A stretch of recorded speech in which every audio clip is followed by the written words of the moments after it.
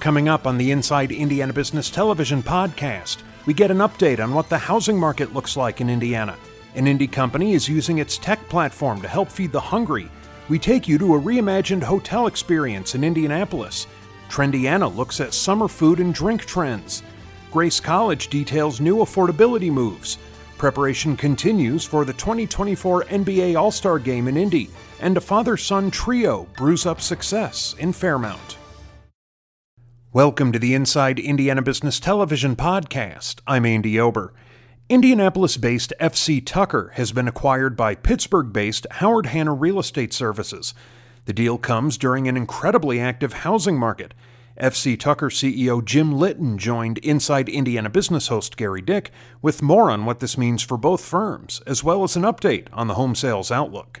A lot of people, myself included, really got the attention when I saw the deal with the Pittsburgh-based firm. FC Tucker Company, such an iconic brand, iconic name in Indiana. Why do the deal? What will this deal mean? Well, Gary, all businesses today, the bigs are getting bigger, and we knew we needed a bigger footprint. The Hanna family is much the same as we are, their company. They're the largest independently owned real estate company in America. They're in 10 states. We've been good friends with them for 10 years. And certainly over the years, we've had all kinds of different companies express an interest to merge with the Tucker Company or buy the Tucker Company. And I wanted someone that was just like us. So we formed a partnership with them. And this partnership, they have part of the ownership. I still retain a significant portion of the ownership. And then two senior executives in the Tucker family, Pat Perdue and Donna Krebs, have a piece of the ownership. Yeah. The benefit to us is that it puts us on a bigger footprint.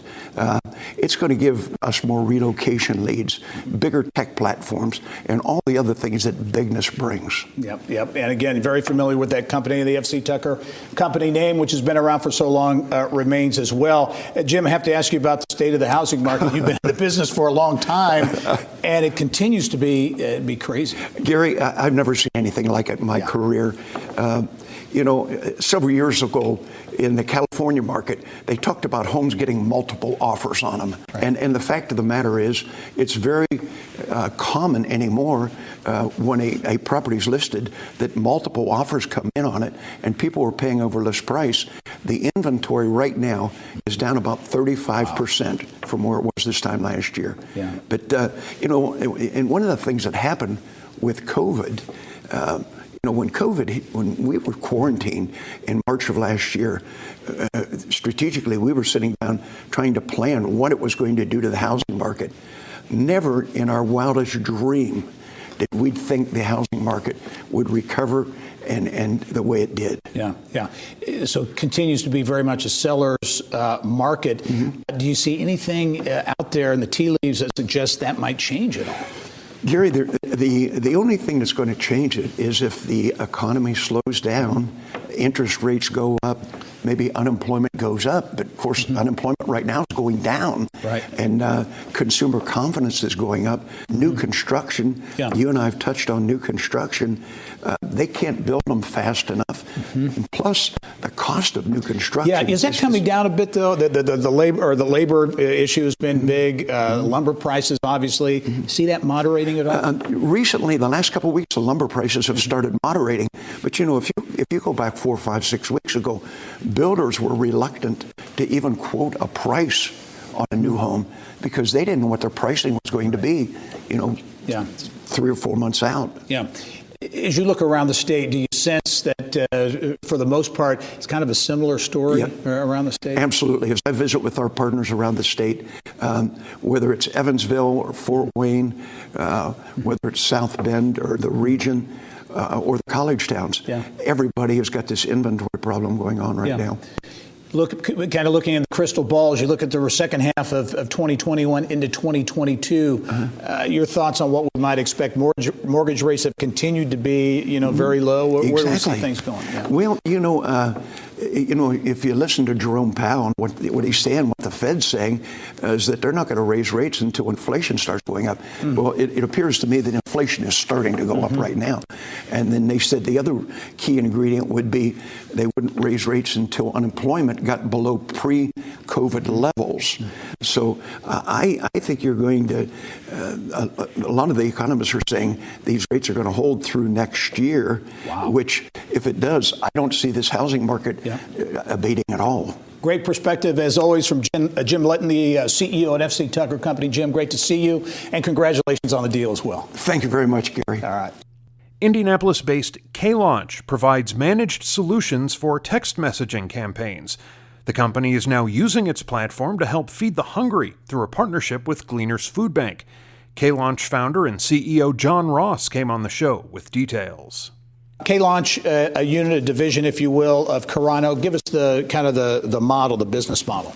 Yeah, so Carano's the holdings company, K-Launch independent company beneath that. But the K-Launch model is about experiential messaging, delivering experiential messaging to consumers in a managed format. So we manage all the content for our customers, we curate all the messaging, and deliver that to them in a turnkey experience. Yeah, and you're talking specifically, too, about text messaging, right? Why, in your view, is that a powerful tool? Because you've really been able to see some growth from that. It's a laser shot connection to folks' personal device.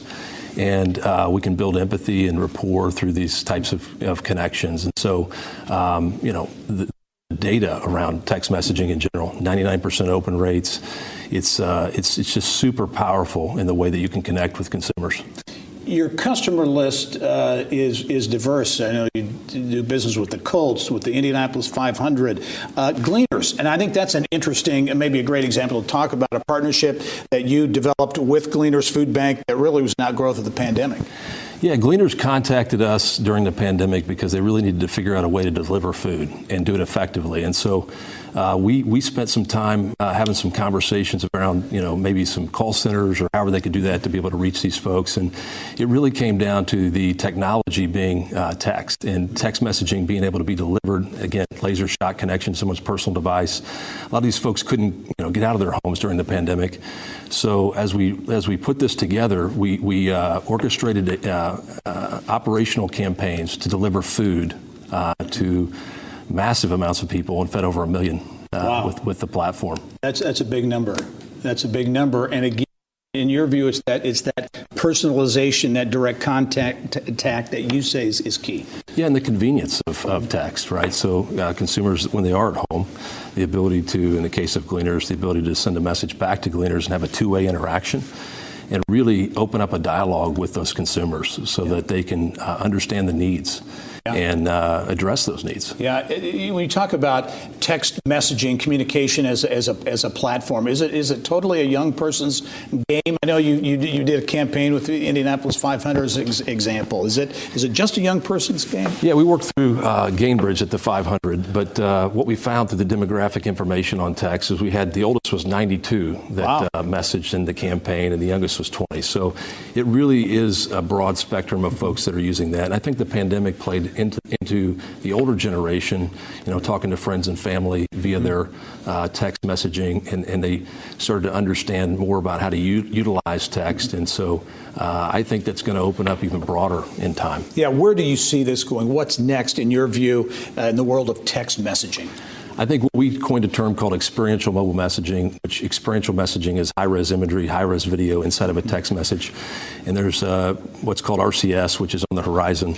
And once the carriers all come together with this RCS platforms, there's going to be a lot more immersive connectivity that's delivered through text.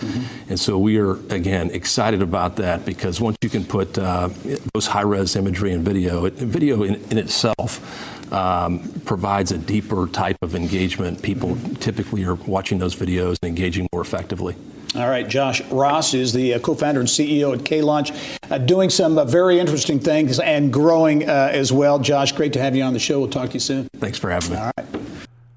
Hotel Indy is set to open in October. The boutique hotel will celebrate Indianapolis icons. Around Indiana reporter Mary Rachel Redmond takes us inside the former State Life Insurance building for a sneak peek. That sweet-sounding word Indy incorporated into the marquee, and that will help attract visitors who are anxious to see what is Hotel Indy all about. Well, to start with, it's about all things Indianapolis. Inspired by Indy icons like the world's first black superstar athlete and cyclist Major Taylor and Hollywood heartthrob Steve McQueen. Located at the corner of Washington and Delaware Streets, the 90-room boutique hotel also pays homage to the nearly 200-year history of the property. That was once a popular men's clothing store called the Globe Outlet in the early 1900s. And then came the 1960s, when State Life Insurance commissioned a modern 6-story concrete cube, the bones of which will now be known as Hotel Indy. This will be the vestibule that you walk in off Virginia Street. Okay. So you'll come in here, valet parking, lobby, check in right here, soft seating all through here, and again, keeping with the soft on the inside. Leather, soft velvets, those kind of things. So the brutalist architecture on the outside, but nice and soft and rounded in the inside. Right. Now, I can't help but look at totally mid-century modern ceiling. In every one of our rooms, we will have an architectural feature like this. As I'm showing you over here, the 2 elevators will go directly up to the rooms, and then the elevator that we talked about, this will be the 6th floor express. I need to know that door. I know. That is awesome. That's spot. straight to the rooftop bar. So now we're going through the keyhole, and you'll see the globe. The beautiful globe fixture will be the centerpiece of the 174-seat restaurant that will serve entrees featuring all locally sourced ingredients, from the meats and cheeses to the Hotel Tango created spirits. And speaking of... And now we're going to go up to the 6th floor and see the rooftop bar. It may not look like much now, but come mid-October, this will be downtown Indy's very first rooftop bar, and just look at the view. How many people will be able to sit We at had the about outdoor? 35 seats out here. Okay. And then we'll have the rest of them to total 94 on the inside. Wow, this is going to be amazing. Yeah. Bringing on another hotel with a really meaningful restaurant and bar will help us continue to sell Indianapolis, continue to recover in a meaningful way. When hotel developers say we want to pick Indy, that draws attention. So all in all, a very meaningful project. And the name itself, Hotel Indy, has a lot of brand equity. And that's very sought after when you're selling and marketing a city. Mary Rachel Redman, Inside Indiana Business. As diners return to restaurants, certain food and drink offerings throughout Indiana have been surging in popularity. Yelp Senior Regional Lead of Community and Marketing Brittany Smith shares some new and classic dishes to explore throughout the Hoosier summer in our Trendiana segment. Food and drink, we've been cooped up for so long now. Everybody's out and making things happen again, hopefully more so in restaurants around the state. What really is surging in popularity? So when you look at folks getting back out and what are they searching for and wanting to try, right now one of the top trends is lavender lattes. So if you haven't had a lavender latte, now's a great time to try it out, whether it's a hot or cold version. The searches for those are up 28% right now, and actually a great spot to find it, which there's lots of places throughout the state, but Conjure Cafe in Fort Wayne is one of the top trending spots for lavender lattes. It's a beautiful atmosphere, a really fun place to set up shop and work for a few hours. They have their locally made pastries in-house, and you can actually order their beans online if you want to try them out from afar. And again, locally made pastries, really in a fun atmosphere at that Fort Wayne location. So true. Yeah, it's a fun one. Okay, the next trend that you're seeing, tomahawk steaks. Yes, these are so eye-catching, and they're often referred to as the steak lover's favorite cut of meat. And they're really fun for entertaining, sharing with friends, for backyard parties. We've got a few spots that you can either make them at home yourself or have someone prepare it for you. But the review mentions are up 45% for tomahawk steaks. And one great spot, there's several butchers that carry them throughout the state, but Rob's Meat, Chop, and Deli in Dyer, Indiana is a great one. Open 7 days a week, so you can go there and get your fix and try them out at home. Or Grains and Grill in Fairmount, Indiana. That's a really fun spot where people like to go to have them prepared for you. It's an upscale pub experience, and they do a lot of local ingredients right there. All right, another trend, Brittany, you're seeing espresso. I like espresso at Starbucks every day, but you're talking espresso martinis. That's right. It's the summer of the martini, Gary. We've been seeing that the searches for not only espresso martinis are up 63%, but also for lychee, which is up 65%, which you're finding a lot of those lychee martinis at Thai restaurants throughout the state. But if you're wanting to try the espresso martini, you could go to Cafe Borgia in Munster, Indiana.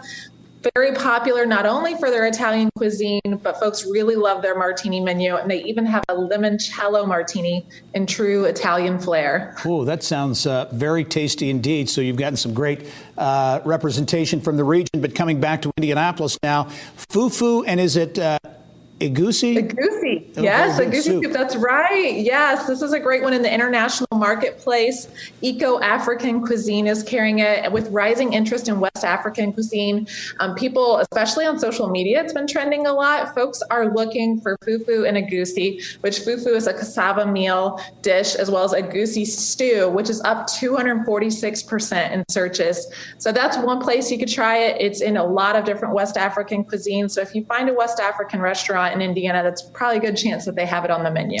Brittany, really interesting trends around the state and some trendy food offerings, if you will. As always, a great march around the state. Great to have you this week, and we'll talk to you soon. Thanks for exploring with me, Gary. All right. Remember, you can catch Inside Indiana Business Television on stations throughout the state every weekend. Head to InsideIndianaBusiness.com to check listings. The MedTech Innovator Accelerator has unveiled its top 50 MedTech startups selected for its annual showcase. Indy's own Fast Biomedical was one of the few startups in the Midwest to be selected. CEO Joe Muldoon spoke with Kylie Valletta in the Business of Health. So let's start first with an introduction. Tell us about the technology that Fast Biomedical is working on. So our technology measures blood volume and kidney function in a clinically actionable time frame. It's the first in class to ever do that. There's lots of clinical applications, but the sweet spot is heart failure patients that come in volume overloaded, yet there is no way to measure their volume. And within minutes, I think it was 15 minutes? We take a blood sample at 15 minutes and we can have the results back to the physician in 45. And really no way to get that stat now with current technology? Not to get it accurately now. Okay. So you were coming off a very successful 2019. You had a lot of momentum. And then 2020 and the pandemic hits and your 2020 plans were just completely derailed. So take us back to that time and explain how your company responded. The pandemic taught us the value of a hard pivot. So 2019, we're wrapping up a heart failure trial in Germany, our most important trial by a lot. We were really excited. We thought the data would be good. So our plan was to get that out, get it published, and then go to all the heart failure conferences and get on the podium to get exposure. Then the pandemic happened. We couldn't get a publication written because the doctors that managed the trial were working double shifts treating COVID patients. The heart failure conferences, they were either canceled, postponed, or they were kind of a shadow of their prior selves and offered virtually. So we said, what can we focus on? And we focused on product and people. So tell us both of those categories. We'll start with product. What did you do? We said, let's focus on the device. Let's get it further than we need to at this point because we've got the bandwidth to do so. So we moved it to its next generation stage. We got its performance independently validated by an advanced research and diagnostics laboratory. And we decided to build a whole fleet of devices. So now we have 8 of them that we can deploy into hospitals for not only our own clinical trials, but to help others in their clinical trials. And we're having quite a few of those discussions now. And we will talk about people in just a minute, but before we get away from 2020, I want to also talk about a new lab that you opened at 16 Tech. Tell us about that. We did. We were fortunate to get some wet lab space at 16 Tech, and the timing couldn't have been perfect. We did get back in the clinic the end of 2020, and for the first time, we were able to use our next generation device, run all the samples, and do all the work internally at 16 Tech. All right, very good. Okay, so another thing you focused on, you mentioned people. You've done some very aggressive work in hiring talent. So tell us about your new talent. We think when the whole world is turning left, it's a good time to think about turning right. So we watched what everybody was doing in the space, and they were taking a let's wait and see attitude, especially on talent. and we thought this might be a once-in-a-lifetime opportunity to acquire talent. So we added 2 very high-profile board members to our board of directors. One is a vascular surgeon trained at Yale, turned private equity partner, $3 billion in life sciences financings under his belt. The other is a heart failure device commercialization expert, former St. Jude medical exec. Great. Okay, let's talk a little bit about this MedTech Innovator Showcase that you've been named to. What's the significance of that, of being part of that group? First of all, it's just nice to get the recognition. They've been doing this for a long time, and they get over 1,100 applicants a year, and they really try and pick out the best of the best, the companies that are going to have the biggest potential impact on healthcare. So it's nice to get that recognition, but then when you get brought into the fold, you get access to a lot of partners to work with in the space, which has been really helpful. So as you look back at 2020, and like you mentioned, the hard pivot, how'd you do? How do you feel now coming into 2021? It felt a little bit risky making the people move. We even formed a separate 6-person heart failure medical advisory board, but I'm glad we did it. I think it's paying dividends already. Just a few seconds left, but what's next? Where do you go from here? 2021 and 2022 are going to be years of exposure. So we do have a publication out now. Expect 1 or 2 more to come from that heart failure trial. We've been on the podium 4 times now in heart failure conferences, and it'll be creating exposure for what we're doing. Okay, very good. Well, good luck in the Innovator Showcase. Bring home the gold. Will do. Grace College in Winona Lake recently announced new affordability measures that it says can help some fall 2021 incoming Indiana students attend the school tuition-free. The school is also celebrating the success of its online program. President Bill Katip has updates on both efforts in our Eye on Education segment. The affordability issue in higher education continues to be obviously a huge issue, and this is a unique program you've put together. Free tuition for low-income students, going to be for those coming in this fall. Talk about the model and how it's being accepted. Yeah, we have such a great state grant program here in Indiana. So when you piece the state grant with the Pell Grant, anybody who has an expected family contribution from Indiana of $1,500 or less, then their tuition is going to be covered. Wow. And we've actually got about 20% of our entering class that are in that category. So it's obviously being very well accepted. So many things going on again in that affordability space. How did you come up? What was the process for trying to figure out something that's going to Well, we worked on affordability after the Great Recession. It's not our first shot at it. Right. We put together a 3-year program. Then in 15, we dropped our traditional student tuition. Last year, we actually dropped our online tuition. So it's just been a platform. We don't think you have to sacrifice quality or excellence in our faith base when we work on affordability. So it's not something brand new for us. Talk about Grace College, because a lot of people have heard of Grace College, Northern Indiana. Under your leadership, there have been a number of innovative programs you've implemented or are implementing. Give us kind of the Grace College model. Yeah, Grace College started in 1948. The seminary started in 1937. And they moved over here to Northern Indiana in 1939. We're about 1,900 students, about 1,200 traditional undergrads, 1,000 on campus, 200 commuters. Then we've got about 700 adult students online and in our graduate programs. Talk about online. You're setting some records with that online program. Talk about that and really what's driving your online. We're like a boutique shop. We've got 300 or 400 students online, but last year we lowered the tuition in the online. And that's what actually caused us to come back and look at for the traditional undergrad. But it worked. We've seen 25-30% increase in the number of students coming in the online. Online can get very cold. It can seem unpersonal. But our staff, they really, really work with these students. They customize. They help them get in the right classes. They look at all the transfer work, and they make it very doable for them. When you talk about online, how do you see the pandemic, or do you see the pandemic impacting the delivery of higher education going forward? Well, certainly, colleges across the whole country, we all went remote or online. We didn't call ours online because we have online programs, but I think we learned we could do it. We told our students, I think it was the 12th of March, a Friday afternoon, we'd like you to check out of the dorms on Sunday. Wednesday, 3 days later, we're going to start remote. And our faculty were phenomenal. They got ready. And that's happened all over. So we've realized we can do things that we never dreamed we could before.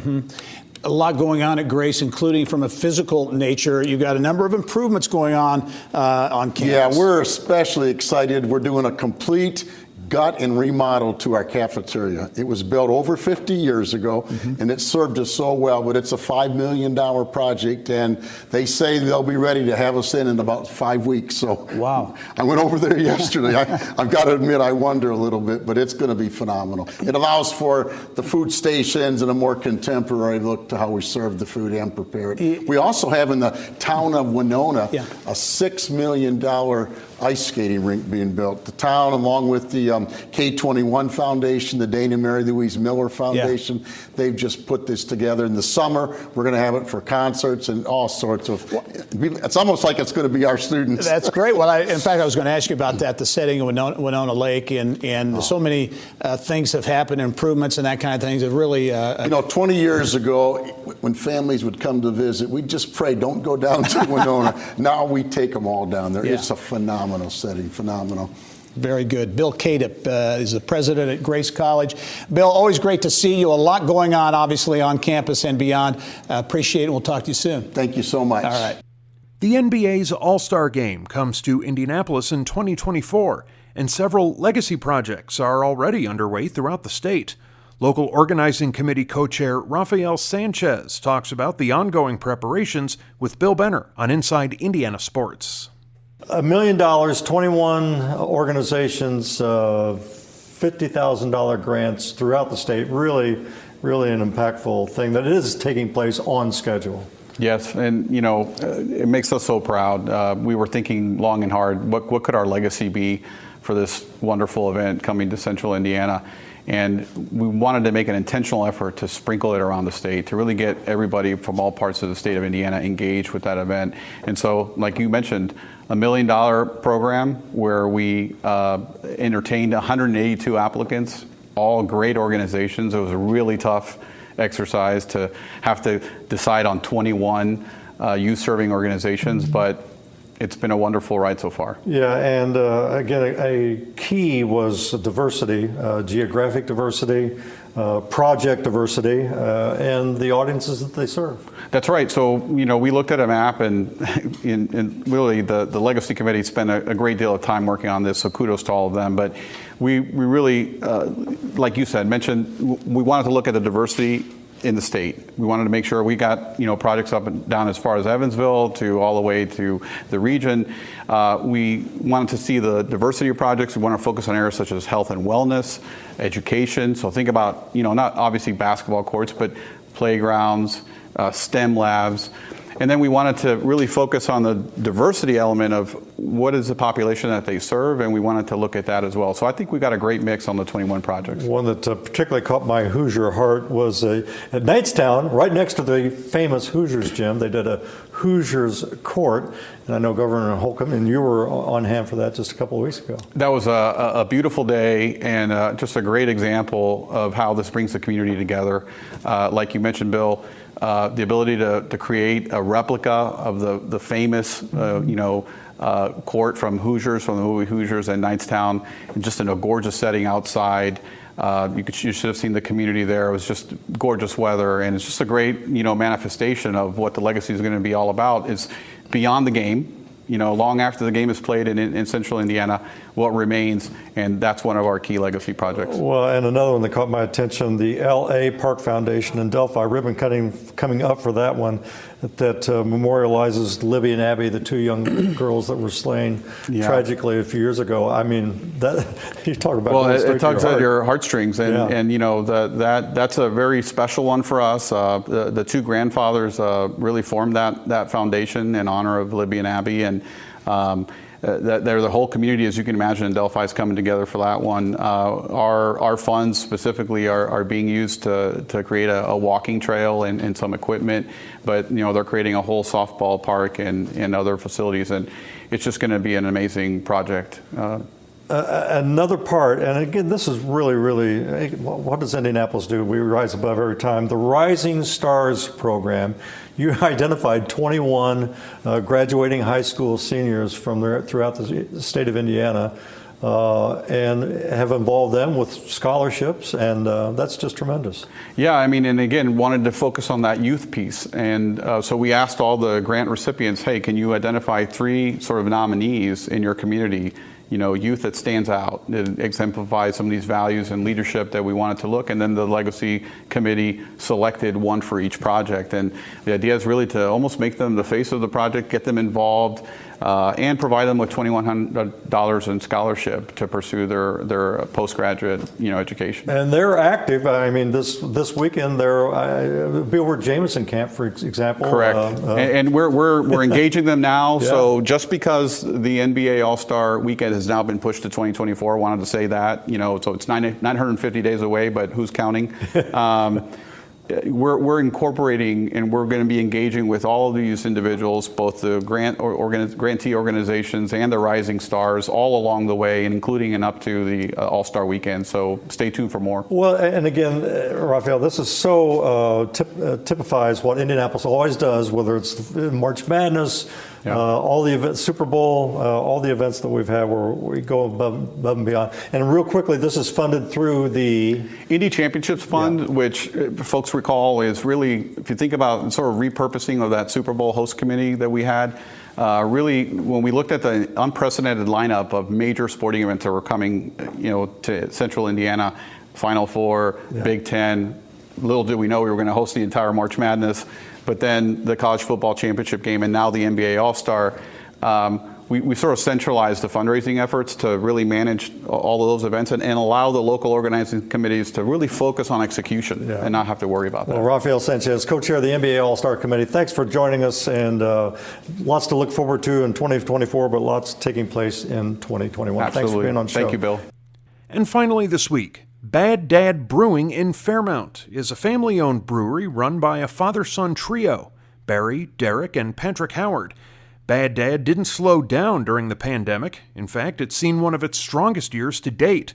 Patrick Howard joined us with more on what's fueling the brewery's success. Bad Dad Brewing, the name obviously I think brings people in, catches people's attention, and it certainly did ours as our Mary Rachel Redmond visited the brewery last year. But since that, you launched in 2017, but just since last year, the pandemic, talk about how business has really been surging. Yeah, overall sales have increased over 300%. Our brewing production that we increased from the year prior to 2020, we increased by almost half. Yeah. Our new system, we're putting out more beer than ever, and we're looking to bring in more tanks. All right, let's talk about how things got started. I think you launched again in 2017. The name Bad Dad, how that came about. Well, when you come from a family of entrepreneurs like we did, your kids are cheap labor. So in the summer, we would work for our dad out in the miserable heat, and all of our other friends were out having fun, and we were working. So we had a bad dad, they had a good dad. So the Bad Dad, the name, I think is interesting, but also you've kind of extended that branding to your individual beers. Talk about some of those names and what's behind some of the names of your beers. Yeah, so all of our beers, we try to go for the dadism, the sayings that you'd hear growing up. Our most popular beer, Tapestry of Obscenity, is in reference to a popular Christmas movie. And our summer seasonal is actually called the Sod Father, which, if anyone has pride in their lawns, it's your father. Yeah, so obviously the names, all those things, you're really focused on extending the brand through advertising. I've seen a number of billboards, certainly here in the Indianapolis area. That's adding, I think, to the interest in the folks who want to come up and pay you a visit. Yeah, we've been putting some billboards popping up all over the Indianapolis area. People might have seen some tighty-whities stretched across the billboards, or maybe some socks thrown over, the classic get home from work and you just start stripping on your way to the couch. Hey, we're showing some pictures, some video of some delicious looking pizza. You're about beer, but you're also about food. The pizza is something that's been an attraction, or is an attraction there at Bad Dad. Yeah, my brother moved back in 2018, and he brought back from New York City the New York style pizza pie. We've gotten 2 pizza ovens to keep up with demand there, and just recently last year we brought on Detroit Square deep dish. Mm-hmm. Yeah. Okay. Production-wise, you've gone from 250 barrels approximately back in 2018. Now you're over 2,000 barrels that you're brewing up there. So you're definitely in a growth mode. How far away? You're located right between Fairmount, right between Fort Wayne and Indianapolis. Where are folks coming to visit you from? Those 2 cities especially, we get lots of families that are split between the 2, meeting up here. Lafayette, Chicago area, Cincinnati, and especially the local community. As we wrap up here, what's next? You, again, are in growth mode. What are your plans going forward for Bad Dad Brewing? Well, right now, we're looking to keep focusing on making excellent beer and pizza. We also just brought in ice cream from Graders over in Cincinnati. My wife's heading that up. In addition to that, we're looking to get into more liquor stores. We're already in Big Red Liquors, Payless down the Indianapolis area, up in Fort Wayne area, citywide, Gaze, Hops and Schnapps, and also various brands under the Indiana Liquor Group. Well, Fairmount, Indiana continues to be known for as being James Dean's hometown, but that's not all now with Bad Dad Brewing. And Patrick, great to talk to you and to really hear this success story, an entrepreneurial success story. We look forward to following you going forward. Thank you so much. That wraps up this week's Inside Indiana Business Television podcast. Remember, you can find all of this week's TV segments, as well as the top business news from throughout the state, at InsideIndianaBusiness.com. While you're there, you can also subscribe to our platform of free e-newsletters. This is Andy Ober for Inside Indiana Business.